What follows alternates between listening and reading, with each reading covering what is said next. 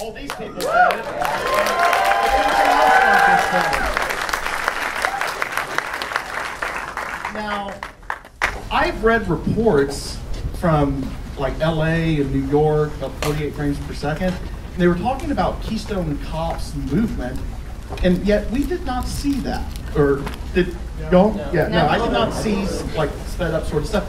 Has there been adjustments to the screen since then, or was there something wrong, or was that just weird eyeballs? It must be something to do with Los Angeles and New York. Okay, cool. I mean, we have some of those people here. In Texas, clearly. Yeah, no. Thank God. You know, nice, good, proper Hobbit country.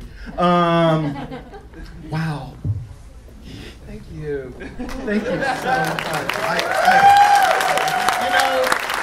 I have been terrified.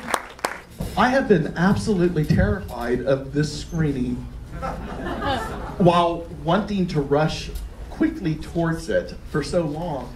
And, you know, the notion of people not just falling madly in love for the dwarves at Bilbo's house. I mean, they're supposed to be annoying fucks. You want them out of your home. You do not want these people to be messing with your 100-year-old dishes. And you captured that. Okay, so this is hard because I am processing my favorite thing since about 1976 that I've been wanting to see. Are we going to have expanded editions of these? Yeah, we've just finished. We've finished editing the extended cut of this, so that because they'll do the same pattern, I guess, of releases we did on Lord of the Rings, where they'll have the theatrical version out first, and then a few months later there'll be an extended cut. So if you don't buy the theatrical version, if you want to wait for the extended cut, I'm warning you. There will be an extended cut coming. Okay, so about how much longer is the extended cut from what we're seeing here? It's between 20 and 25 minutes longer, I think. Okay, so basically what you're saying is you are about to give us about 9 hours of Gandalf the Grey? Yeah, but you mean with all the extended cuts? Yeah, with all the extended cuts and probably. stuff? Yeah, I make you say. Yeah. Okay. Yeah. Yeah. That's good. Somebody bring yes here. I heard you were going to do some backstory with neuromancer references. I was going to say I thought it was brilliant how you did the tie-in with the neuromancer, the council at necromancer. Anyway, the tie-in with the Galadriel. Thank you. Yeah, just talking about the necromancer and the White Council and things. Yeah, I mean this movie is sort of it's similar to Fellowship in the Ring in the way that it's setting things up. I mean it is the first movie, and all of that Dol Guldur, necromancer stuff starts paying off big time in the next film. Yeah, and the White Council as well. I mean, in this movie they're sitting around the table talking. In the next movie they kick some ass. So. The scene in Erebor of Smaug and all the gold and stuff. Did y'all seek out the just the glory of that sort of golden look that Karl Barks had? Because that's sort of like the greatest big giant piles of gold ever, are those Uncle Scrooge covers that he painted, and the gold just glows all around, and it was just like there's something just so joyful about seeing Smaug being Uncle Scrooge and his giant piles of gold, and so I take it you didn't. That was the last shot we did, actually. That shot literally was rendering. I mean, it took days and days for Weta to render that shot because of all the coins and the drag. I mean, it was a long shot too. So we only just squeezed that one in time for the premiere. I'll tell you, that was everyone was getting sweaty on that shot because it was taking longer to render than they thought it would, and it literally wasn't coming. You almost didn't make it in time. Why would you save Smaug and gold as the last render? Like, just in the geek mindset, that would be the first thing that you would want to do, right? When we were sitting there wondering if we were going to get in the film, I had exactly the same thought. Why are we doing this incredibly difficult shot at the very end? Why didn't we do it? Why didn't we give ourselves a bit more time? Take the best for last. Yeah.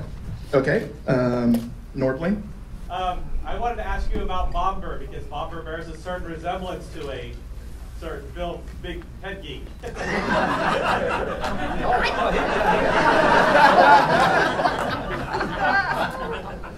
Yeah, well, I mean, his wages you said it, not me. Okay. Yes. Yeah, I thought the Gollum scene was one of the most perfect scenes I've seen in a movie in a long time. Did you spend a lot of time rehearsing that with the actors? Yeah, just talking about the Gollum scene.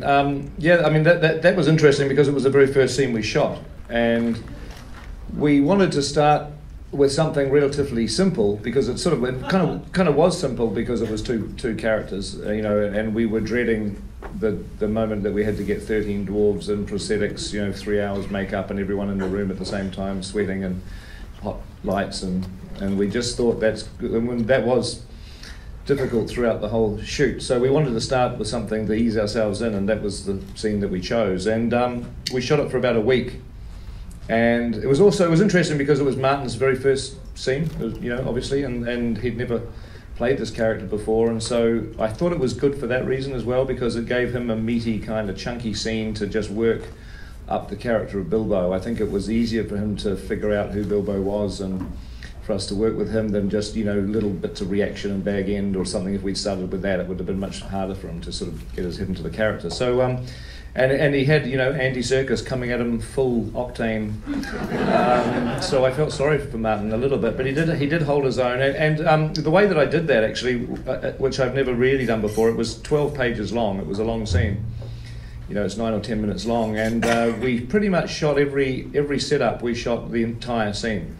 So we shot, 10 or 11 minutes at a time and just let the guys run the whole scene through. And, we would shoot 7 or 8 takes at one angle, then we'd change the camera, because I still wanted to shoot different angles, so I could cut it together. But every time we set up a shot, we kind of ran it through. And I think it just let Andy and Martin sort of really settle into the rhythms of it and find the little, just experiment with the reactions and the nuances. Because it's a scene where the reactions are just as good as the dialogue itself, really. That sounds like the greatest angle characters. feature on a Blu-ray ever, just all those different takes. Every year when I do Butt-Numb-A-Thon, I create a fake list of titles that are not film playing. And for this one, it was Sergeant York, because I felt, I know. I would quite like to watch Sergeant York. Sergeant York is a great film, but it's very much Bilbo's story. I would have come here and we could have played that instead of The Hobbit. I'd have watched it. Yeah, it's a damn good film, and some year I might program it because it's one of my favorites. But what I always loved about that film was Gary Cooper's character was somebody who did not want to get into a fight. He did not want to get into an adventure. He had to think about it. He had to go to a mountain and sort of contemplate what he was going to do. Yeah, well, those are the best heroes, really. Yeah. I mean, I kind of like those, the reluctant hero, the unlikely hero, much better than the warrior and the, expert swordsman. I think they're more interesting. And certainly for this movie, Bilbo, you've got more humour too. Yeah. Just his reactions and his the way that he sort of deals, the social comedy of him dealing with all the dangers and the... So, what was your favourite thing to shoot for this first part here? My favourite thing to shoot?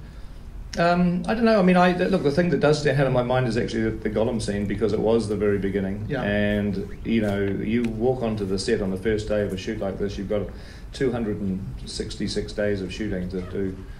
You just don't know why the hell you're doing it again, really. It's so I walked onto that set thinking, okay, day one of a long journey, and so that it just has a particular resonance, and I also like the scene, and it's Gollum's a lot better this time round too. The CGI Gollum is better, because I wanted him to look the same. I mean, he's technically 60 years younger, and we tried to sort of very subtly show that, but he's got a lot more muscles under his skin. The digital work on the character, we put a lot more fine muscles in around his eyes and his mouth, so that anything that Andy does now with his performance pretty much translates very accurately one-to-one to the character. Because that's really the trick with performance capture is, you've got a great actor and the technique kind of works in principle, but the real trick with doing this performance capture stuff is to make sure that every tiny subtlety that the actor does can be accurately put into the puppet. So that's partly the pipeline working through the coding, and then the actual modelling of the Gollum puppet was very, very detailed, so that every little twitch that Andy did, we could make sure it read on the face of Gollum. I like the bumps on the eyeballs. Right. Yeah.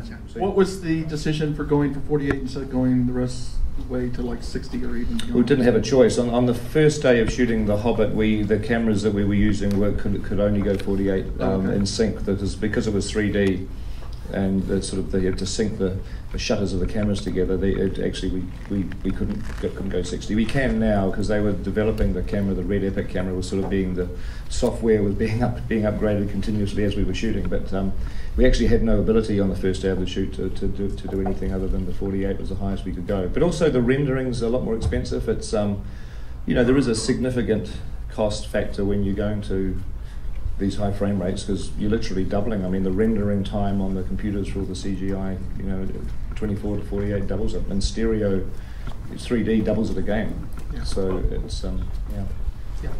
Over there. Yeah. I'm just wondering if we can talk about two people that aren't here. One, the second unit director, obviously Mr. Serkis. His contribution actually on screen, if you can talk about that.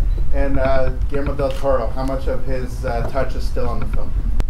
Yeah, Andy's. I mean, he was second unit director all the way through the shoot, pretty much. I mean, we did the Gollum stuff first, so that was his sort of acting gig for a week and a half, and then he became the second unit director. Andy's sort of all the way through it. Some of the action stuff. I mean, a lot of the action scenes, well, I guess you'd say, are probably half and half him and half me, the chases and the fights, but a lot of bits and pieces, some of the plate throwing and bag end. I mean, just all the way through, really, sprinkles of the second unit. And Guillermo's contribution, it's not visually there particularly. I mean, his version of The Hobbit would have had a very distinctive style, his style. But no one should make a Guillermo del Toro film other than him. I mean, he's the only guy in the world that should be allowed to do it. And when I came on board, I just had to get Alan Lee and John Howe and sort of push it more towards the style that I was comfortable with. But his contributions there in the script, because he was with Phil, Fran, and I at the beginning as we wrote the first couple of drafts of the script. So story-wise, he's there for sure. A couple of films, the story kind of moves into new areas and new characters. So I think you'll see a lot more new themes arriving for films 2 and 3. And directing the musical scenes was, I mean, it was fun. It was fun. We composed the songs, obviously, in advance, and the actors, like when The Misty Mountains is being sung in Bag End, that's the actual cast doing the singing. So before we started shooting, before we even began to shoot the movie, when they were in New Zealand for costume fittings and rehearsals, we took them into the studio. Unfortunately, just about all those dwarves can sing pretty well. I mean, their voices are actually quite good, and that was all 13 of them singing together. It sounded pretty good. Yeah. It's awesome.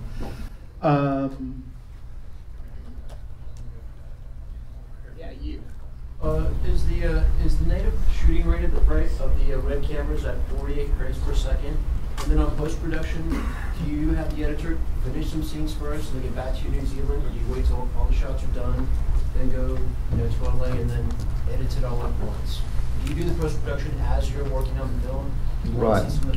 Yeah, I mean, well, the red camera now, as of sort of where they're at to now, I think they can, in stereo locked together, they can go up to at least 120 frames a second, and any variation you want, maybe even 150 by now. And if it's just a single camera without them being sunk together, it can go higher still. So the camera kind of can do any speed really at this point in time.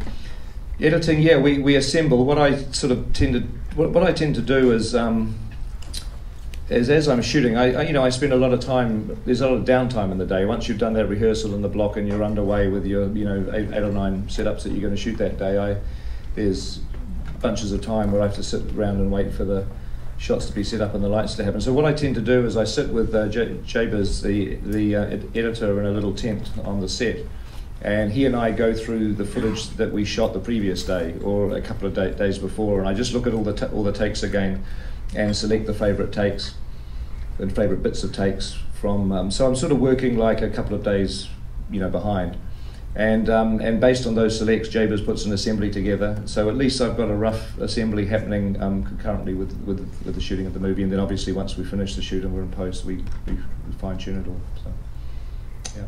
Okay, last question, Steve.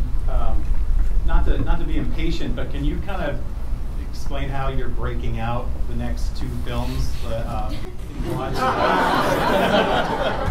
I'm sure you Broad strokes would include some big spoilers, though, wouldn't it? Probably would.